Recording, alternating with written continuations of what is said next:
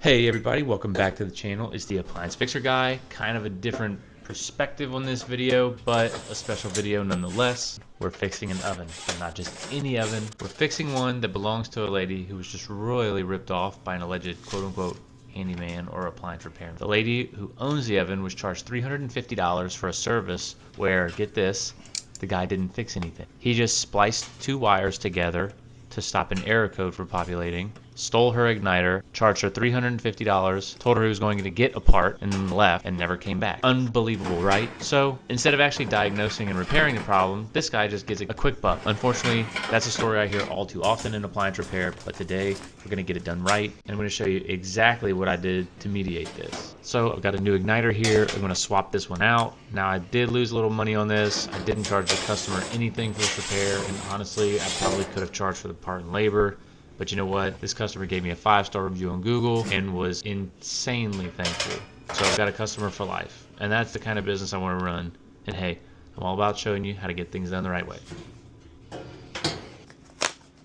So right here, I'm getting the new igniter out. Now let's install the new igniter. The guy was in such a rush, he left his pliers. Now, I'm going to take a snapshot here. You can see right there, there is a wire that he's twisted together. So before I go and mess with it, I'm going to unplug this oven. Now I'm going to go down and unplug the igniter that he made.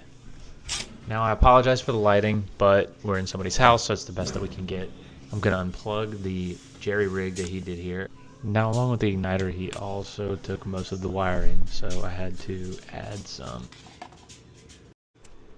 some extra wiring because he decided he wanted to take all of it. And all you see me doing here now is just adding that extra wire and using some ceramic wire nuts so it doesn't melt.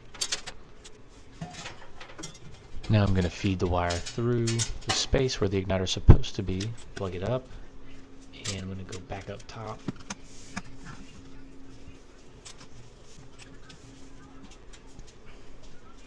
Once it's all plugged up, I'm going to bolt it down to the burn tube.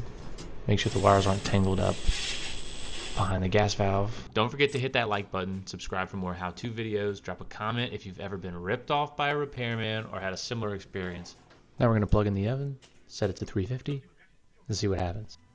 Boom. Just like that, I got a working oven, no more error codes, no more weird wiring, just a solid functional oven and a super happy customer. Thanks for watching, everyone. Until next time, stay safe.